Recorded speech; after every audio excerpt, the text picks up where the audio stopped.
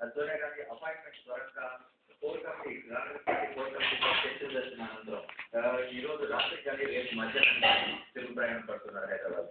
చిన్న బ్రేక్ తర్వాత తెలంగాణ కాంగ్రెస్ నేత బట్టి విక్రమార్కతో ఢిల్లీ నుంచి లైవ్ మాట్లాడడం, ఆయన వైఎస్ తక్కువగా రాష్ట్రంలో అభివృద్ధి జరగాలి, ప్రస్తుతం తెలంగాణ వద్దు, భవిష్యత్తులో తెలంగాణ ఉంది, అది అభివృద్ధికి ఆటంకం కలుగుతుందని ఆర్గ్యుమెంట్స్ ఆయన ఢిల్లీ వెళ్ళారు. తీసుకొని ప్రధానమంత్రితో ఆయన చర్చలో జరిపి ఆయన ఢిల్లీలో సిద్ధంగా ఉన్నారు ప్రశ్నోత్తరాలను మాట్లాడడానికి. వచ్చిన